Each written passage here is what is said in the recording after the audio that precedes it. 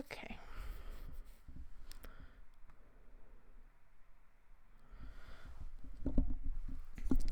Three, two.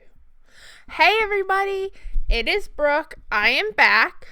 Fair warning before we dive into what the video is about. I am dog sitting still. So the week you guys are seeing this, I was dog sitting back in the last week of February. And the dog is not the best with the cat, so we have the house split by a baby gate. Cat's on one side, dog on this side. But one of the cats has finally got brave enough and realized that the dog can't get to her, so she keeps sitting on the other side of the baby gate and like basically just terrorizing her by being like, haha, you cannot get me. And the dog just barks at her. She's chilling right now. I'm hoping it'll stay that way. I'm gonna try to do my best, but like if you're watching someone else's dog in your house and they just don't mesh with your animal's schedules. Luckily, her and Hazel get along like a house on fire, so they're fine. They've had no problems. And Hazel is very adaptable, so she's kind of adapted to Sasha, the dog's I'm sitting schedule. But it can be a little bit of like, I'm a little more tired than normal. Like everything's extra energy with two dogs. I think I've heard the saying like, 2 dogs feels like the most work, and dogs you have to add after that, it's not as bad. But like 2 dogs is definitely a lot more work. But she'll be here for a couple more days.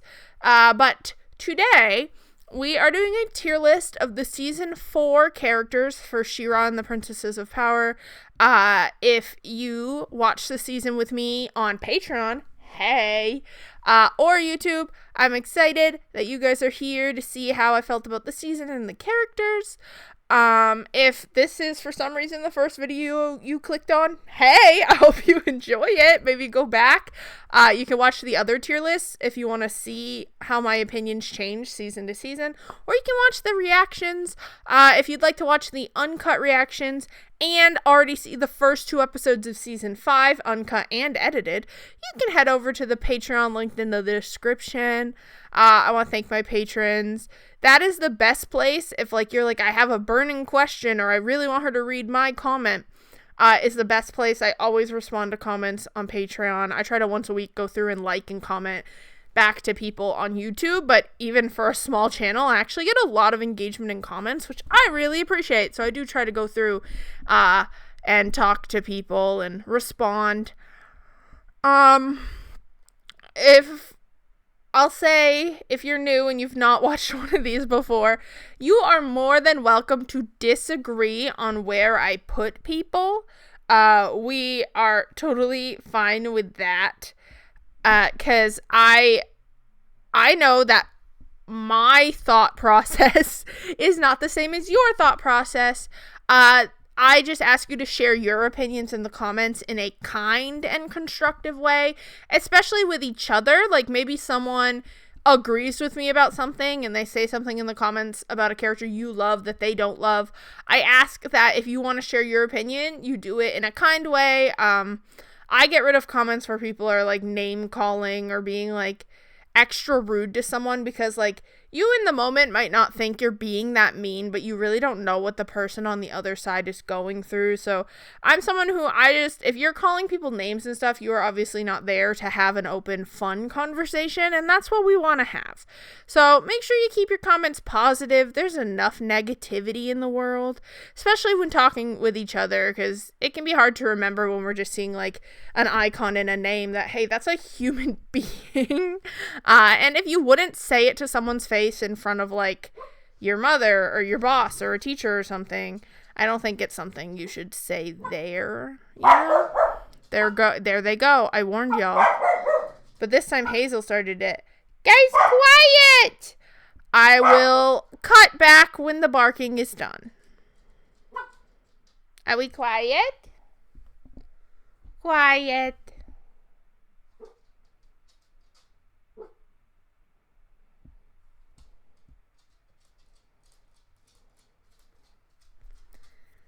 Okay, I think I'm back. Come lay down, doggy.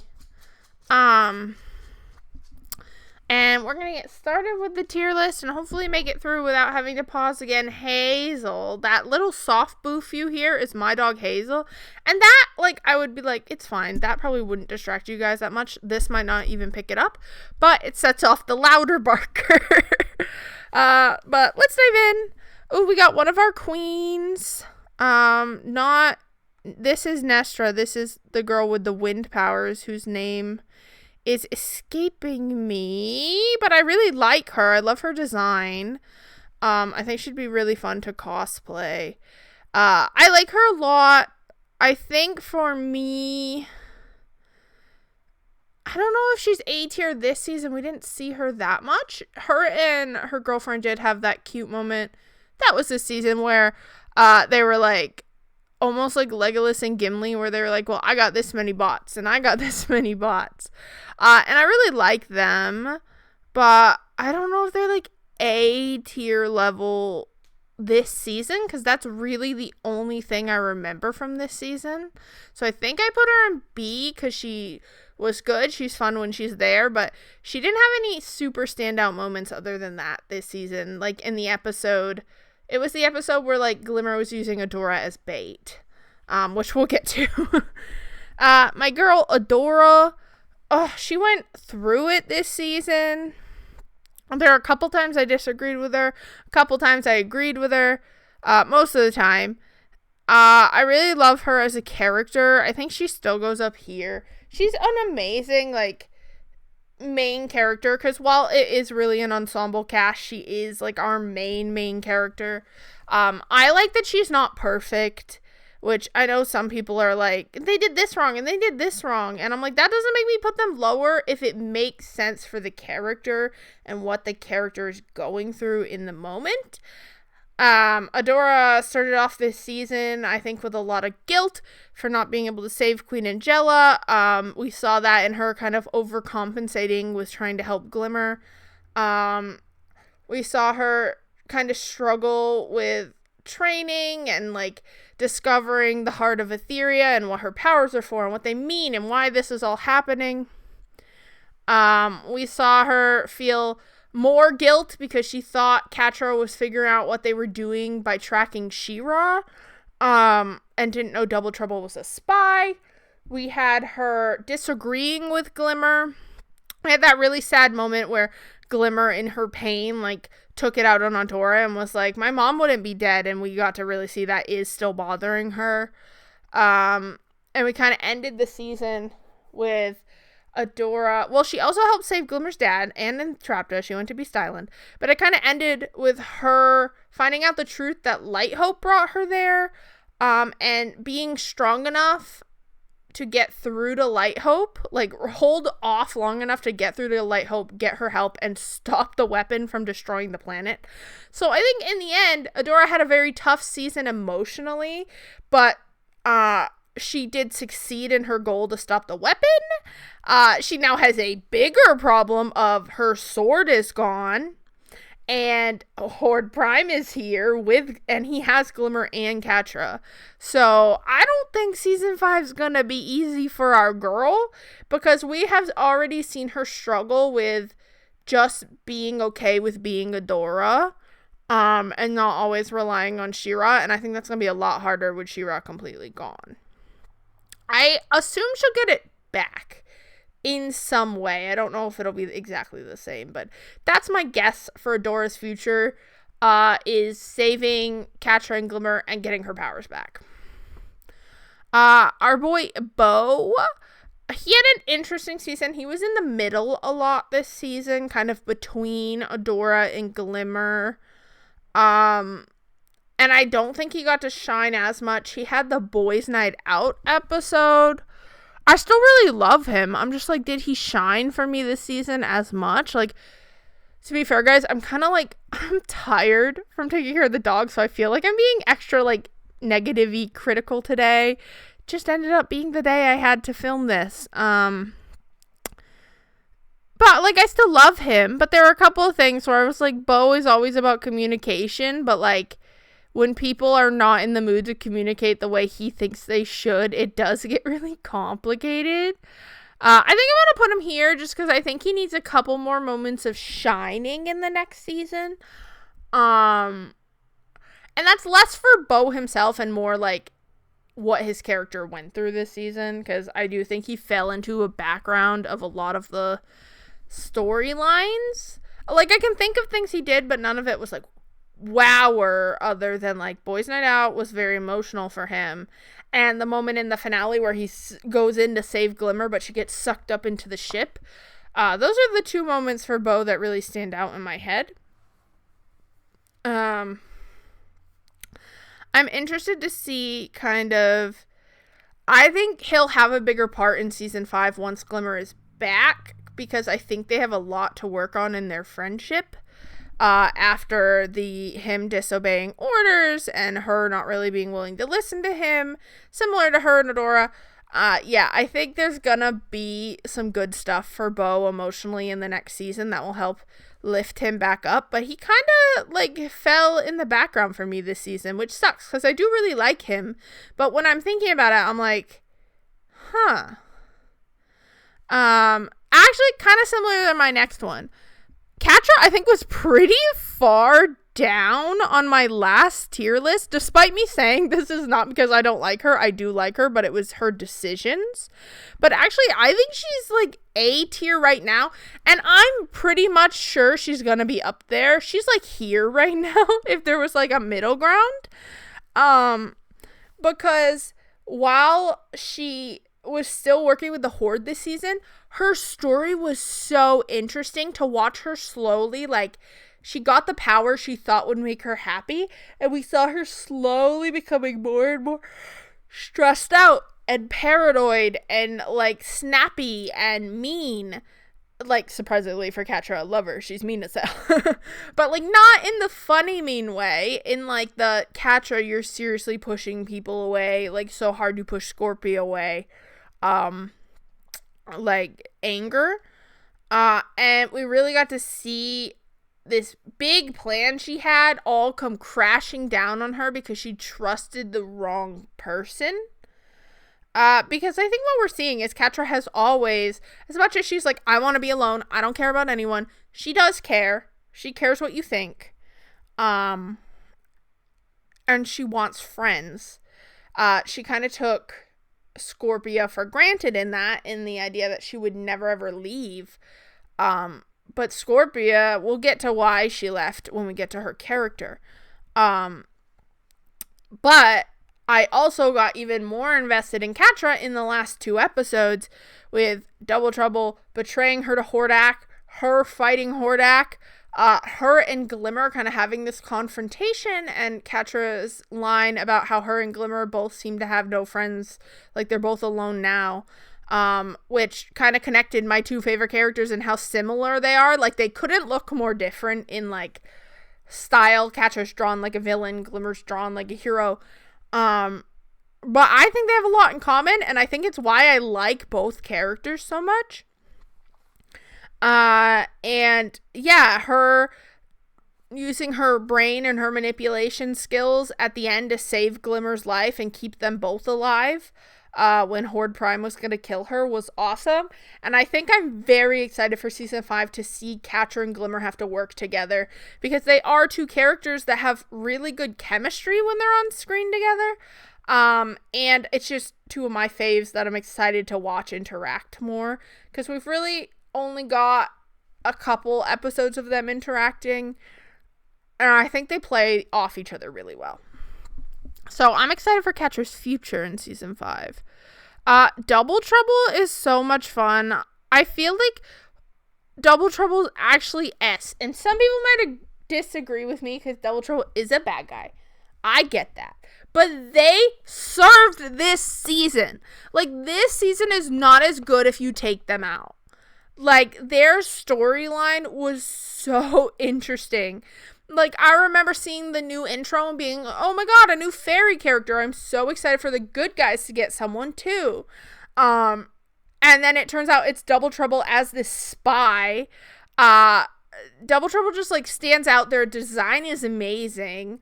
The shapeshifting is so fun. they do a great job, like, mimicking the other characters, and the voice actors do a great job of allowing you to identify that it's Double Trouble being an asshole. And then they have this great moment where they stay true to who they are, right? They tell Catra, like, well, I'm going to go with who's ever going to win / has the most money. And Catra kind of forgets this, and they prove it to her at the end. They're like, yeah, Glimmer has a super weapon. I'm helping Glimmer now. And it also got them out of being stuck in the magic portal thing. They made a deal, they got out, and they betrayed you, which is like, they low-key told Catra they would basically do that in the beginning by saying, I'm always going for the winning side. Catra just always assumed she would win. I think Double Trouble is an integral part of this season. Killed it this season. One of my favorite villains on the show. And I hope they are in season 5 because they're so great. My girl wasn't in most of this season. I think she goes in A though. She wasn't in most of the season. She didn't show up till they went to Beast Island in the last, like, 4 episodes. But she was felt throughout the whole season. In Bright Moon, they were talking about, oh, they might be tracking She-Ra because they have entrapped us with the Horde, so she'll be helping them without knowing she's on Beast Island. Over in the Horde, we have, like, mentions of her from other people, and you see, like, Hordak and Catra are both super upset by it. Catra because she's lying, Hordak because he thinks that he liked her and then she betrayed him. But all along, Catra and Scorpia are the only ones who know the truth, that she was sent to Beast Island. So it's not like her presence is gone. It's still very much felt. And then the minute we come back to her, she's such her old self. And you're like, oh, she's, like, fine with everything that's happened, until the Beast Island starts to affect her and she starts talking about how she's not a good friend and people don't, stay with her and they leave her behind. And we get this rousing speech from Bow, and it's this very emotional moment of how they'll never leave her up behind again. And it's so, like, heartwarming. And then Adora goes, we have a spaceship, and she's back to Entrapped and being like, well, I'm with you guys, you have a spaceship. And it's just, she's a really fun character.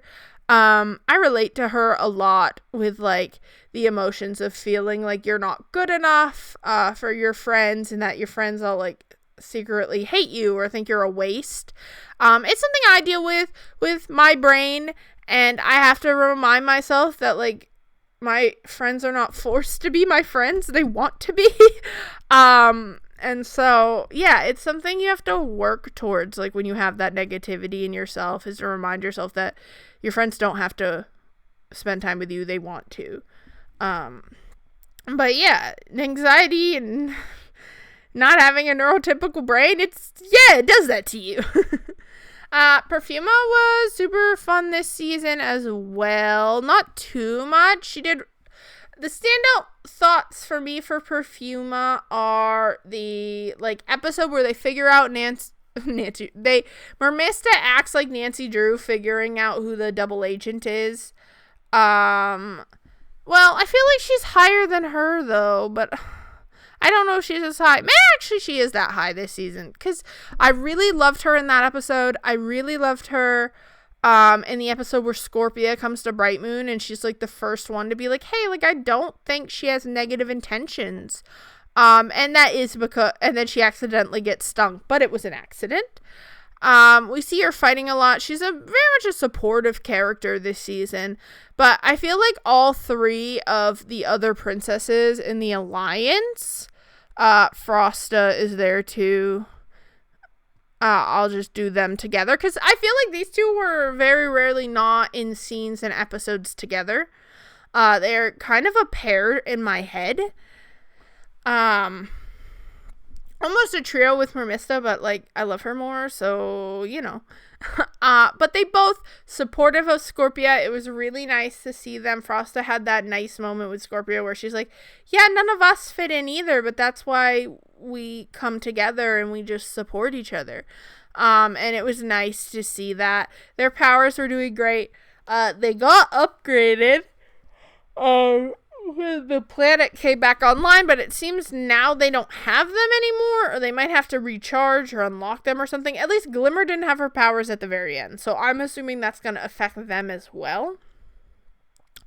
But I'm excited to kind of see.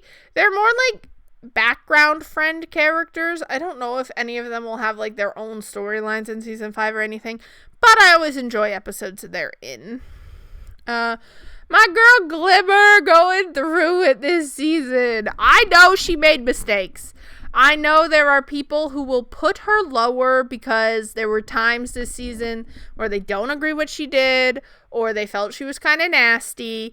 But at the end of the day, I look at this season as a season of Glimmer coping with trauma, and not really having time to actually heal from it. And obviously that trauma is of her mom dying and Glimmer being thrust into this leadership position. I think when you look at it from that lens of this is a girl who's already lost her dad, right? She has now lost her mom and is in charge of an entire rebellion of people whose lives depend on her.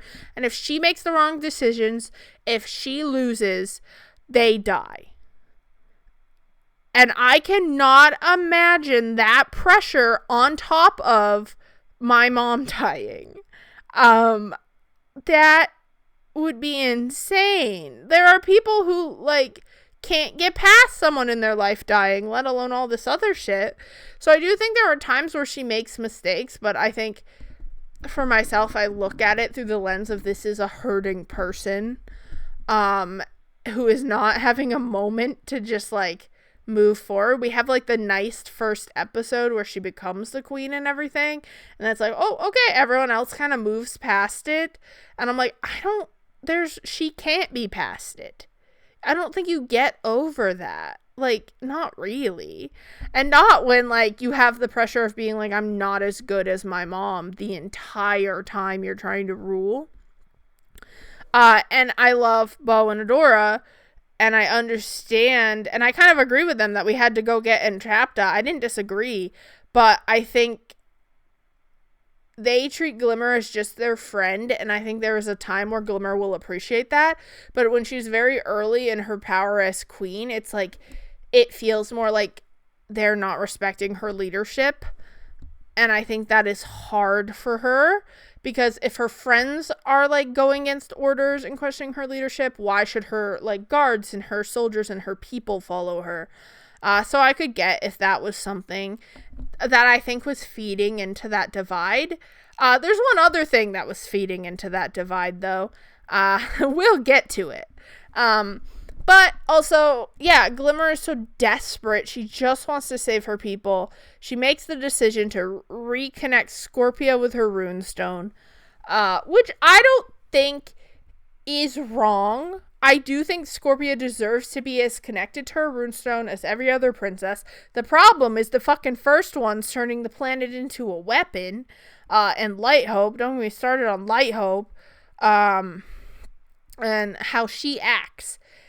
With that, like, she takes advantage of Glimmer just wanting to help people. She doesn't give her all the info, and it's like, no, it'll be fine. It's like, no. But there was a really beautiful scene of Glimmer and Scorpia bonding. That is probably one of my favorite scenes of the season, where she talks about how she used to feel like the weak princess because she had to recharge, and like she gets what it's like to feel like you don't belong or you're not as good as your friends at things. And it's probably one of my favorite scenes. It was really good. But Glimmer's S tier. Glimmer will probably always be S tier. She's, I think, my favorite. Her and Catra are really my favorites. And Entrapta a little bit. I love her. Even when I'm disagreeing with her, I'm like, Entrapta, stop! But I think Glimmer and Catra stand at the top of this show for me, for characters. So, she's going there. Get over it. Or disagree with me nicely in the comments. Glimmer's on. She was. I'll give her that. I guess she was in the beginning of the season, and then they were like showing up to help at the end, but we never see them. She was nice in the one episode she was in. I think she was only in the pilot. Glimmer was going through her coronation, and her aunt was actually being very nice and supportive and trying her best. There was none of the backhanded compliments that we saw previously. So I'll give her a B. She didn't really stand out or anything. Like, she had a couple good scenes, but that was it. Hordak. I just don't find him compelling. I think he's a good villain, like, to lead the Horde. But, like, if we're talking Horde villains, Lonnie is more compelling to me than Hordak. I don't know what it is. Like, I don't like him. I can't put my finger on it. I don't find his reason for what he's doing that compelling for me. He's also a genocidal maniac who wanted to take over their planet. That might be part of it. He tried to kill Catra this season, okay? Not allowed. I did like that, like, the scene where Double Trouble, like, revealed to him that Catra was lying, and you kind of see him putting the pieces together. I do think it is possible that Hordak will become likable next season, because we will have him sitting next to Horde Prime, who seems even more evil, you know? So I wonder if that will kind of make Hordak look less bad, and I'll just, like, start liking him. I don't know. I know there are people who ship Entrapta and Hordak, and I think I'm in a minority of people who just, like, don't care about that ship. But it just wasn't for me. If he wasn't trying to wipe out an entire planet full of people and enslave them and stuff, maybe I'd be a little more into it. But that's a hard hurdle for me to get past. I'm working on it. But yeah, I'm interested with Horde Prime here now, because he seems like a little bit more of a charismatic, like, crazy villain, and I'm kind of excited to see what he does. Speaking of Horde Prime, he was only in one episode. I don't know if I'm going to put him in B, even though he was only in one episode, because I am excited to see what he does. Like, I'm excited to see how he behaves. I'm excited to see what actions he takes, what his plan is. Like, that episode ended with me really excited. I don't want him to win, obviously. I'm excited to see how they beat him and what his plan is. And I think that is a good sign for a new villain if it's introduced at the end of a season and you're like, oh, I can't wait for next season. I want to see this villain. So I think he deserves that. There's not too much to say about him other than that. He had to beat the shit out of Hordak and, like, put tentacles in his brain and was like, it's time to reprogram you. So that'll probably be a lot of Hordak's storyline. Now I think about it for next season, like, breaking that control. Huntara was just in the very beginning of the season. We still like her, but she wasn't in it too much.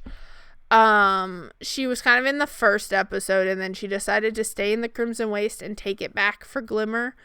But we don't really see that. I think fighting Horde Prime, they're going to need as many people as possible, so we probably will see her in season 5 and she could go up, but there really isn't too much to say. She just kind of had the storyline where her and Perfuma kind of bonded because they're very opposite, but they figured out they had things in common, and it was a nice little storyline. These guys I don't need to see again. I don't actually think we saw them that much. I think I left them on here because there was, like, a cut of them after Scorpia got her powers or something. They might have been around right at the beginning as well, when Scorpia was still in the Horde. But really, they're just kind of background characters. They were funny in the episode in season 3, but, like, kind of over it. Like, they don't add to the story. Now, the big shocker of this season, King Micah is alive. I did like him. I don't know if he's up here. I think I need more to get to know him a little more. How? He says instead of killing him that the Horde sent him to Beast Island. I'm not sure why they would do that unless it was Shadow Weaver who did it, but she seemed pretty shocked that he was alive.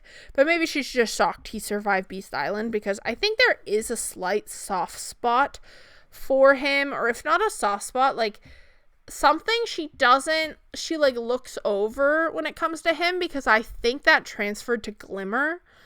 Where like Shadow Weaver thought, I can easily manipulate Glimmer, like, and it turned out to be like her dad. They were not that easily manipulated. They bit back and like they didn't really listen. But I'm excited for him to be alive. I'm excited for Glimmer to have a parent. I hope, I guess, that they kind of delve into how hard that would be to think your dad was dead, since I think Glimmer was really young when he passed. And for him to just come back and like how hard that relationship is with both of them. Like, does he take over being king? Or was it passed down through his wife? So it's still Glimmer. Like, how do you deal with being the dad to a queen who has grown up without you? I think there's a lot of good story there. I just don't know if they'll have the time to tell it. I think it's another 13 episodes. 12 or 13. And then the show is done. So I don't know. They might have to skip over that. But it would be something I'd be excited to see.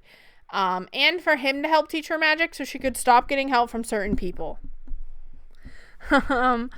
My boy Kyle, he's gotta go. I think all of these guys go here. I think I like Lonnie a lot. I like Kyle a lot. And I like Rogelio a lot.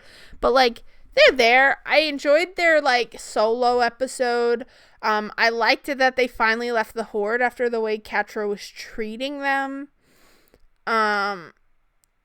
So I like them, but they're not like, oh my god, if they're not in the next season, I'll riot, you know? Like, this is like, oh my god, if you take them out of the season, I'm gonna be so, like, I'm not watching it. Except maybe Double Trouble, I'll just be sad. This is like, I love these people, if you take them out, I'll riot. These are like, if they were gone, like, I'd be confused or sad. C is like, I would be confused, but like, would I really be mad? And D is like, I don't need to see them again. Speaking of, I'll put her there because at the end, she does help Adora save everyone. But for everything else, she is also down there. That's helping Adora in the very last second save everyone because she remembered her thoughts of Mara is not enough to go higher than that. Light Hope is not a character. Like, Light Hope can be funny. Light Hope was a villain, like I said, from day dot. You go back and you watch the first episode with Light Hope, and my ass went, I don't trust her. Sometimes I got good radar in here where I'm like, story-wise tells me I don't trust you. She did remember Mara and what she would have wanted and do the right thing in the end. So for that, I will put her in C for if she was there, I'd be confused. But I don't need her. But it would be okay, I guess. My baby girl, Madame Raz, me calling Madame Raz a baby girl, though, but, like, she goes up here because, like, she had one of the best episodes of the season. The episode where we're flashing back from Adora to Mara to Mara to Adora, and we're seeing why Madame Raz kind of calls them each other's names, because they would get mixed up for her, because she's almost, like, going through time all the time and forgetting. It was heartbreaking. It was one of the episodes I was most emotionally invested in, other than maybe the first episode where I sobbed like a little baby bitch. And yeah, Madame Raz is a character that I have been intrigued by since she first showed up in season 1. And she always seemed to know everything, and I didn't understand how that was possible until you realize her memories are like fractured and she's remembering different moments of a day in different ways over and over again. And just the part with the pie and like Mara being like, I promise we'll make the pie tomorrow. Yeah, that breaks my heart. It was a really heartbreaking episode, but it tugged so well and Raz did so well. I don't know if she'll be in the next season. We haven't seen her since. But she's one of my favorite, like, of the side characters. It's why she gets to go in S despite being a side character. She just, every time she shows up, it is with purpose, and it is so well done. Do I have Horde Prime on here twice? What is wrong with me? Drama. Well, I'm not gonna rank him twice. Let's do Swifty Win. Swifty Win is C, or B. B. I like him. He's fine. I don't see him that much. I'm not that connected to him as I am with the rest of the gang. He's always funny, but I'm like, okay. I'm trying to do some of the B's. Like, Nesta's probably there too. That's Horde Prime. God. Guys, I'm so tired. Put her there. Put her there. I'm trying to kind of leave the ones I have more to say about. Fish Boy goes here. He's fine. You guys know he's just not one of my favorites. He's like the Xander of this show, where like there's nothing wrong with him. I just don't vibe that much. I like him and Mermista. I think they're cute. Let's talk about Mermista. She's S tier. These three I kind of see as a group. But out of the trio, Mermista's my favorite. I think her delivery is so funny. I think her powers are so sick. I loved her basically being Nancy Drew in that episode and naming all like the mystery book titles. Like she was just like saying, well, the mermaid mystery in the case of blah blah blah. But she just keeps saying them, and Perfuma would write them down to read, and it was so funny. She kind of had a more emotional moment than maybe the other two in this episode when her kingdom fell as well. They were tricked in that episode, and she lost her kingdom. And it was really a heartbreaking moment, and we got to see how depressed she was of it, but how being able to go save Seahawk, like, rejuvenated her to fight back and fight for her people. And I think she just had a little bit more this season than maybe the other two did. And I think I just like her more. I'm biased. I know it. Mara. I kept the same picture of Mara, but this is hologram Mara and, like, memory Mara. I really like Mara. I'm trying to be like, she wasn't, but like, she was like so important to this season specifically. Like, we've had mentions of her and her ship and like what was going on, but this season it was so important to kind of understand who she is, her relationship with Raz, her relationship with Light-Hope, her relationship with Adora, because like, Adora, it makes more sense for her, I think, for her to be like, yeah, Madame Raz is old and she's confusing me with Mara because she remembers her, versus Madame Raz confusing Mara with Adora, who she technically hadn't met yet. It allowed Mara, I think, to realize who Adora was going to be and leave messages for her that helped her to figure out what was going on, helped her to decipher what to do, taught her not to trust the Light-Hope program the way it was. And she was key to this season. I think we've been building to learning more and more about Mara as we go. But she was very key to the storyline of this season, and I think you can't take her out of it. I also really love her design. And I loved when Madame Raz like taught her to use her powers with nature without it needing to be the sword, and maybe she can do that for Adora too. There's two left. Let's talk about Shadow Weaver first and get it out of the way. Shadow Weaver's interesting because I hate her. But she was a very valuable player this season, I will say. I have to sometimes remind myself, just because you fucking hate a character does not mean they go down to D. They go down to D if you hate them and they're useless. If you hate them, but you're supposed to hate them, they can go higher. I think Shadow Weaver played her part this season. I don't think she was as scary as past seasons. I don't think she felt as dangerous as past seasons. But I think that was by design. Like, she's not supposed to, because she is trying to play this advisor role to Glimmer.